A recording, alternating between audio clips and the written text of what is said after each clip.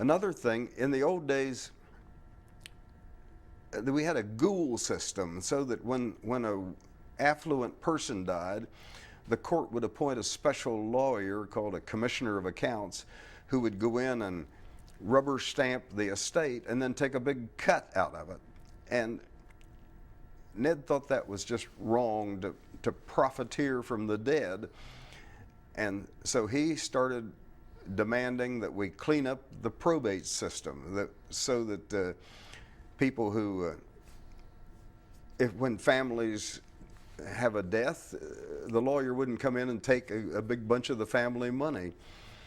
And he pounded that for probably 5 years, over and over again, until the legislature finally ended the Commissioner of Accounts system and created the modern probate system, so that a clerk at the courthouse does the paper processing, and you don't have to have somebody taking a big cut out of your family money that way.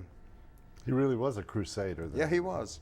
Yeah. And he was gung-ho for human rights and civil rights and black equality, and he fought that his entire life. And that's pretty exceptional, I would imagine, for a newspaper editor in the biggest newspaper in a particular state to have that sort of motivation to their career. Well, that was just Ned. Ned was a dynamo, and he wouldn't quit.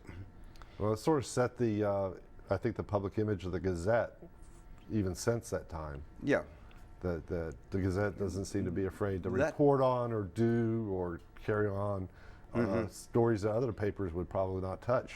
Right, because most papers, they're just businesses, and they're trying to make and sell enough ads to keep profits coming in. But Ned kind of brushed off the money. He wanted to get in there and save the world.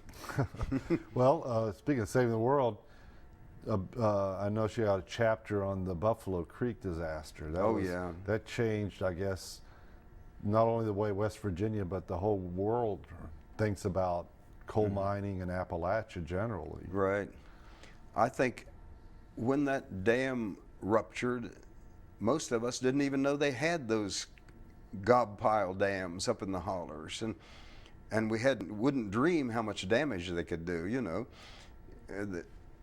the gob in a coal mine is kind of the slate and the leftover gunk when they wash the coal, and they would just shove it into a valley and make it into a dam, and then they would use the water impoundment, I guess, for water to wash the coal with.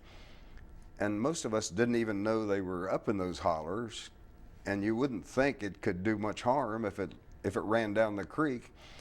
But when it ran down Buffalo Creek, it killed 125 people and wiped out thousands of homes and schools and bridges, and it left 1,000 people homeless. It was a horrible time.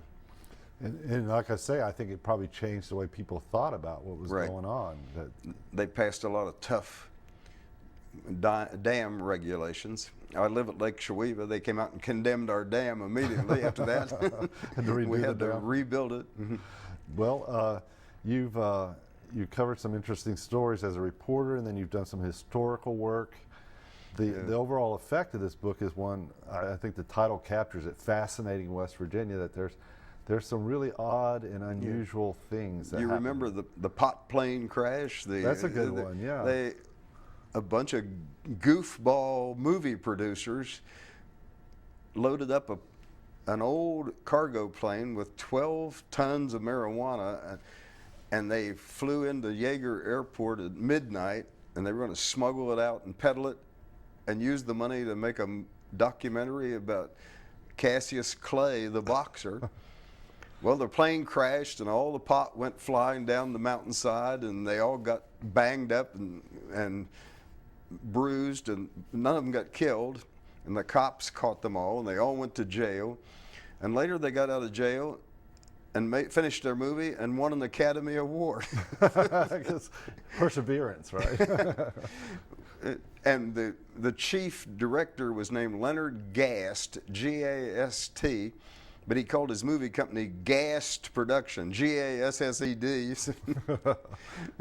He was funny even as he was sitting in his prison cell, I guess. Well, and I remember people scouring the hillsides looking for looking for and they the had cargo. to bury the stuff, and then people would dig it up, so the cops dug it up and burned it and poured diesel fuel on it. And then there was the Portuguese wine fraud. Now, tell me about that one. Okay. There was one of those dynamic, well-liked telephone officials in Charleston named Robert Dale Johnson, and everybody thought he was the greatest guy in the world. And he started saying, well, he could import this wine from Portugal and sell it to salad dressing makers and make a huge profit. But this was a confidential deal, just between you and me, buddy, you know, and just between a few bankers and a few big important lawyers and country club members, and so someone would give him his money, and 3 months later he would come back with 100% profit, and bingo, the word just spread like crazy among the affluent investors of, wow, this Johnson's going to get you 100% just almost overnight. So all of this elite group would rush and give him money to put into his Portuguese wine imports, and sure enough, 3 months later he'd come back with huge returns for them, and that would just bring another wave, bigger and bigger. More and more people were, so he was raking in millions of dollars, 50-some million altogether. But it turned out there never was any Portuguese wine at all. He was simply taking the investments by the new people and paying the earnings to the previous people. What they call a Ponzi? That's a Ponzi scheme, right. The classic, just like is now happening on Wall Street with that super NASDAQ chief. And well, those are more and more of the stories in that Gazette book. And the old scams still work then, huh? I suppose Ponzi's will always work because certain people think, oh boy, they're on the inside track, and they all think there's insider trading anyway, and so we might as well cash in on it, and that just makes them perfect victims for that sort of thing.